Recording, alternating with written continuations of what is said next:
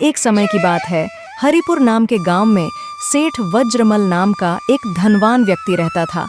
उसकी गिनती गांव के सबसे अमीर लोगों में होती थी, परंतु जितना धनवान था उतना ही ज्यादा लालची और चालाक भी था। उसके पास सैकड़ों बीघा जमीन थी, लेकिन वह खुद खेती नहीं करता था। वह गरीब किसानों को ठग कर उनसे काम करवाता और अधिकतर फसल हड़प लेता था। गांव के लोग मजबूरी में उसकी शर्तें मानते थे, क्योंकि उनके पास अपनी जमीन नहीं थी और जीवन यापन के लिए उन्हें खेती करनी ही पड़ती थी। सेठ वज्रमल के पास मंगू नाम का एक चापलूस नौकर था, जो हर समय उसकी तारीफों के पुल बांधता रहता था। एक दिन शाम के समय सेठ वज्रमल अपने आलीशान घर के आंगन में एक झूले पर बैठा था। उसकी नजरों के सामने दूर तक फैले हरे भरे खेत थे, जो असल में गरीब किसानों की मेहनत का नतीजा थे। मंगू हाथ में एक बड़ा पंखा लिए उसे हवा कर रहा था। सेठ वज्रमल: तुमने देखा, इस गांव के गरीब किसान कितने मूर्ख होते हैं। दिन रात जानवरों की तरह खेतों में पसीना बहाते हैं, लेकिन फिर भी पेट भर खाना तक नसीब नहीं होता। और मुझे देखो, मैं यहाँ झूले पर बैठा मजे कर रहा हूँ और सारी फसल मेरे गोदामों में जा रही है। सेठ जी, आप सच कहते हैं। इस गांव के लोग आपकी छत्र छाया में पलते हैं। बिना आपकी मर्जी के यहाँ एक पत्ता भी नहीं हिल सकता। आपसे बड़ा दिमाग वाला कोई नहीं। पूरी फसल इन किसानों की मेहनत से उगती है, लेकिन असली फायदा तो आपका ही होता है। अरे मंगू, असली खेल तो मेरी बनाई हुई शर्तों में छुपा है। मैं किसानों को ऐसी ऐसी शर्तों पर अपनी जमीन ठेके पर देता हूँ कि वे मेहनत तो करते हैं, लेकिन फसल का बड़ा हिस्सा मुझे ही मिलता है। ये बेवकूफ लोग कभी यह नहीं समझ पाते कि असली खेल क्या है। वाह सेठ जी, आपकी चालाकी को तो कोई मात ही नहीं दे सकता। गांव का हर किसान आपकी उंगलियों पर नाचता है। आपने इस गांव को अपने इशारों पर नचाने का हुनर सीख लिया है। हाँ मंगू, मैं राजा हूँ इस गांव का, और यह सब मेरे प्रजा हैं। जब तक मैं हूँ, इन गरीबों की तकदीर नहीं बदलेगी। दोनों ठहाके लगाकर हंसने लगे। तभी एक गरीब किसान बिरजू वहां आ पहुंचा। उसके चेहरे पर चिंता की लकीरें थीं और कपड़े मैले कुचैले थे। वह सीधे सेठ वज्रमल के पास पहुंचा और हाथ जोड़कर खड़ा हो गया। बिरजू: सेठ जी, मैंने सुना है कि आप अपनी जमीन किसानों को ठेके पर देते हैं। क्या यह सच है? तुमने ठीक सुना है बिरजू। मैं अपनी जमीन ठेके पर देता हूँ, लेकिन जमीन कोई मुफ्त में नहीं मिलती। मेरे अपने नियम और शर्तें हैं। सेठ जी, मैं बहुत गरीब किसान हूँ। मेरे पास अपनी कोई जमीन नहीं है। अगर आप मुझे 1 साल के लिए अपनी जमीन ठेके पर दे दें, तो मैं मेहनत करके अच्छी फसल उगाऊंगा और अपना गुजारा कर लूंगा। अच्छा, तो तुम्हें मेरी जमीन ठेके पर चाहिए? ठीक है, लेकिन पहले मेरी शर्तें सुन लो। जी सेठ जी, बताइए क्या शर्तें हैं? मेरी जमीन पर खेती कर सकते हो, लेकिन 1 साल बाद जो भी फसल होगी उसका आधा हिस्सा मेरा होगा और आधा तुम्हारा। अगर यह शर्त मंजूर है तो तुम्हें जमीन मिल जाएगी। आधा हिस्सा सेठ जी ले लेंगे, पर अगर मैं मेहनत से काम करूं तो कुछ ना कुछ तो मेरे पास भी बचेगा, और वैसे भी मेरे पास कोई और चारा नहीं है। ठीक है सेठ जी, मुझे आपकी शर्त मंजूर है।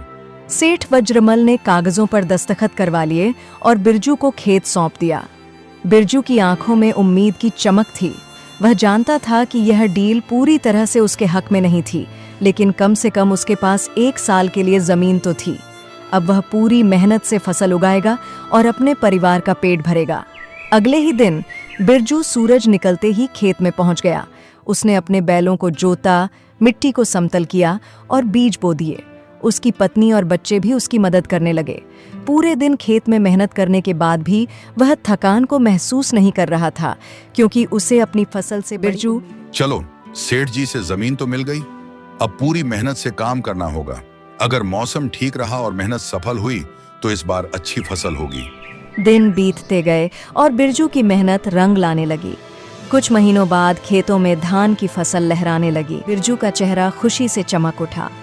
बिरजू: वाह, इस साल तो बहुत अच्छी फसल हुई है। अगर आधी फसल सेठ जी ले भी लेंगे, तब भी मेरे हिस्से में कुछ अच्छा आ ही जाएगा। लेकिन उसे यह नहीं पता था कि सेठ वज्रमल की लालच की भूख अभी भी शांत नहीं हुई थी। फसल पकने लगी थी। खेतों में लहलहाते सुनहरे धान के पौधे ऐसे झूम रहे थे जैसे बारिश की बूंदों से खिली कोई बगिया। बिरजू और उसका परिवार फसल को देखकर बेहद खुश था। उन्हें लग रहा था कि उनकी मेहनत का फल उन्हें मिल रहा है। बिरजू इस बार की फसल बहुत बढ़िया हुई है। अगर अगली बार भी इसी तरह मेहनत करूं तो शायद अपने लिए भी जमीन खरीद सकूं। बिरजू की पत्नी मुस्कुराते हुए चक्की पीसते हुए, हाँ रे बिरजू, भगवान का शुक्र है, इतने सालों बाद पहली बार कुछ अच्छा हुआ है। बस अब सेठ जी ईमानदारी से आधी फसल दे दें तो हम भी चैन की सांस लें।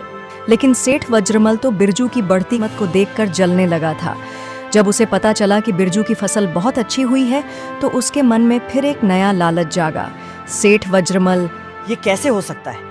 मैंने तो सोचा था कि ये गरीब किसान बस अपना गुजारा भर कर पाएगा, लेकिन इसकी तो पूरी किस्मत ही बदल गई। अगर ये ऐसे ही तरक्की करता रहा तो बाकी किसान भी इसके पीछे चल पड़ेंगे। मुझे इससे पहले ही कुछ करना होगा। सेठ जी, अगर आपने इसकी चालाकी नहीं रोकी तो यह तो धीरे धीरे अमीर बन जाएगा और फिर गांव के बाकी लोग भी आपसे जमीन मांगने लगेंगे। कुछ ऐसा करना होगा कि यह दोबारा जमीन मांगने की हिम्मत ही न करे। सेठ वज्रमल सोच में पड़ गया। फिर उसने एक चालाक योजना बनाई। अगली सुबह सेठ वज्रमल अपने चमचों के साथ खेतों की ओर निकला। उसके चेहरे पर एक चालाक मुस्कान थी। जब वह बिरजू के खेत पर पहुंचा तो बिरजू ने उसे खुशी खुशी प्रणाम किया। बिरजू, सेठ जी, देखिए इस साल कितनी अच्छी फसल हुई है। आपकी और मेरी मेहनत रंग लाई। बिल्कुल बिरजू, मुझे तो पहले से ही पता था कि तुम मेहनती आदमी हो, इसीलिए मैंने तुम्हें जमीन ठेके पर दी थी। लेकिन यह क्या बिरजू, मैंने तो सुना था कि इस बार बारिश कम हुई थी और बाकी किसानों की फसल खराब हो गई थी, तो तुम्हारी फसल इतनी अच्छी कैसे हो गई? सेठ जी, मैंने तो बस मेहनत की थी और भगवान ने कृपा की। मुझे लगता है कि तुमने जरूर कुछ गड़बड़ की है। कहीं ऐसा तो नहीं कि तुमने मेरे हिस्से की जमीन में ज्यादा फसल उगाई हो? नहीं सेठ जी, ऐसा कुछ भी नहीं किया। तो फिर बाकी किसानों की फसल क्यों खराब हुई और तुम्हारी क्यों इतनी अच्छी हो गई? मुझे लगता है कि तुमने जरूर कोई चोरी चकारी की होगी।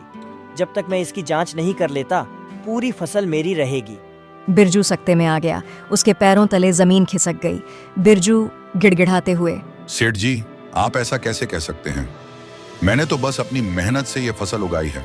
चुप रहो। जब तक मेरी जांच खत्म नहीं होती तब तक ये फसल मेरे गोदाम में जाएगी। सेठ वज्रमल के चमचे बिरजू की पूरी फसल ट्रकों में भरकर अपने गोदाम में ले गए। बिरजू लाचार खड़ा देखता रहा। उसकी आंखों में आंसू थे, लेकिन वह कुछ कर नहीं सकता था। बिरजू अपनी लूट ली गई फसल को जाते हुए देखता रहा। उसके दिल में दुख और गुस्सा दोनों उमड़ रहे थे, लेकिन वह मजबूर था। उसकी मेहनत पर पानी फिर गया था। गांव के लोग भी यह देखकर हैरान थे, लेकिन सेठ वज्रमल की ताकत के आगे कोई कुछ कहने की हिम्मत नहीं कर रहा था। गांव के बुजुर्ग आह भरते हुए, अरे बिरजू, यह सेठ बहुत चालाक आदमी है। उसने पहले भी कई किसानों को इसी तरह बर्बाद किया है। लेकिन बाबा, मैंने तो सिर्फ मेहनत की थी। ये मेरी फसल थी। अब मेरा परिवार क्या खाएगा? सेठ दिन ब दिन और लालची होता जा रहा है, लेकिन हम सब डर के मारे कुछ नहीं कर सकते। अगर हमने कुछ कहा तो वह हमसे भी हमारी जमीन छीन लेगा। गांव के लोगों को बिरजू के लिए दुख था, लेकिन वे कुछ नहीं कर पा रहे थे। सेठ वज्रमल के पास पैसा, ताकत और गुंडों का सहारा था। बिरजू जब घर पहुंचा तो उसकी पत्नी सरला ने देखा कि वह उदास और गमगीन था। उसने सब कुछ सुना और अपने पति को ढांढस बंधाने की कोशिश की। सरला, बिरजू, तुमने कभी किसी का बुरा नहीं किया। भगवान हमारी मदद जरूर करेगा, हिम्मत मत हारो। सरला, मैंने सोचा था कि मेहनत से हमारी जिंदगी बदल जाएगी, लेकिन देखो, हम वहीं आ गए जहां से चले थे। अब हमारे पास कुछ भी नहीं बचा। कुछ भी नहीं बचा? अरे, हमारे पास हमारी मेहनत, हमारी ईमानदारी और हमारा आत्मसम्मान बचा है। सेठ हमारी फसल छीन सकता है, लेकिन हमारा हौसला नहीं छीन सकता। सरला की बातें सुनकर बिरजू के अंदर एक नई आग जल उठी। वह जानता था कि हार मानने से कुछ नहीं होगा, उसे कुछ करना ही होगा। अगली सुबह बिरजू गांव के सबसे ज्ञानी बुजुर्ग पहुंचा। गांव में बहुत सम्मान था। उन्होंने अपने जीवन में बहुत कुछ देखा और सीखा था। बिरजू, बाबा, मैं सेठ से अपनी फसल वापस लेना चाहता हूँ, लेकिन मुझे नहीं पता कैसे। आप ही बताइए, क्या करूं? बेटा, सेठ के पास ताकत और पैसे की शक्ति है, लेकिन तुम्हारे पास सच्चाई और ईमानदारी की शक्ति है। अगर तुम पूरे गांव को अपने साथ ले आओ तो सेठ की चालें नहीं चल पाएंगी। लेकिन बाबा, गांव वाले डरते हैं, वे सेठ के खिलाफ कुछ भी कहने से हिचकिचाते हैं। लेकिन बाबा, गांव वाले डरते हैं, वे सेठ के खिलाफ कुछ भी कहने से हिचकिचाते हैं। डर तभी तक रहता है जब तक लोग अकेले होते हैं। अगर तुम गांव वालों को समझा सको कि उनकी भी भलाई इसी में है, तो वे तुम्हारे साथ आ सकते हैं। अब मैं सेठ की सच्चाई सबके सामने लाकर रहूंगा। मैं अपनी मेहनत का हक लेकर ही रहूंगा। बिरजू का संकल्प अब अडिग था। उसने फैसला किया कि वह अकेले नहीं लड़ेगा, बल्कि पूरे गांव को अपने साथ लाएगा। लेकिन यह इतना आसान नहीं था। गांव के लोग डरे हुए थे। वे जानते थे कि सेठ वज्रमल ताकतवर आदमी है, उसके पास पुलिस और गुंडों का सहारा है। बिरजू ने एक एक करके गांव वालों से बात करनी शुरू की। सबसे पहले वह अपने बचपन के दोस्त रमेश के पास गया। रमेश, तुझे पता है ना, मेरी फसल सेठ ने छीन ली। लेकिन ये सिर्फ मेरी नहीं, हम सबकी लड़ाई है। आज मेरी बारी थी। बिरजू, मैं तेरा दुख समझता हूं, लेकिन सेठ से टकराने का मतलब है अपने परिवार को खतरे में डालना। मेरे पास छोटे छोटे बच्चे नहीं उठा सकता। अगर हम चुप रहे तो सेठ हमें हमेशा दबाता रहेगा। हमें अब जागना होगा, अपने अधिकारों के लिए लड़ना सोच में होगा। पड़ गया। उसे लगा कि बिरजू की बात में सच्चाई है, लेकिन डर अभी भी उसके मन में था। बिरजू ने गांव के चौपाल में एक सभा बुलाई। धीरे धीरे गांव के लोग वहां जमा होने लगे।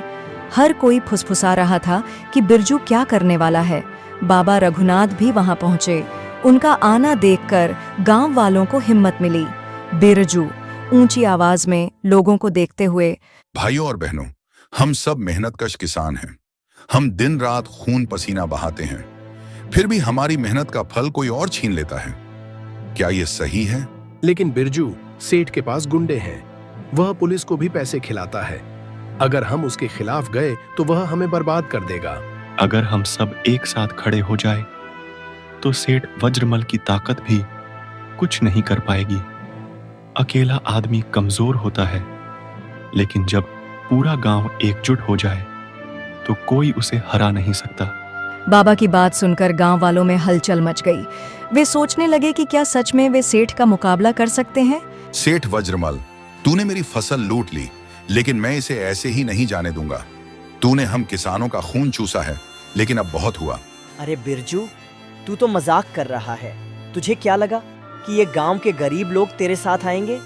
ये सब डरपोक हैं। इनकी हिम्मत नहीं कि मुझसे टकराए। अब डर का समय गया सेठ। अब पूरा गांव तेरे खिलाफ खड़ा होगा। बिरजू की आवाज सुनकर गांव के और लोग भी वहां आ गए। धीरे धीरे भीड़ बढ़ने लगी। सेठ ने जब देखा कि मामला गंभीर हो रहा है तो उसके चेहरे की हंसी गायब हो गई।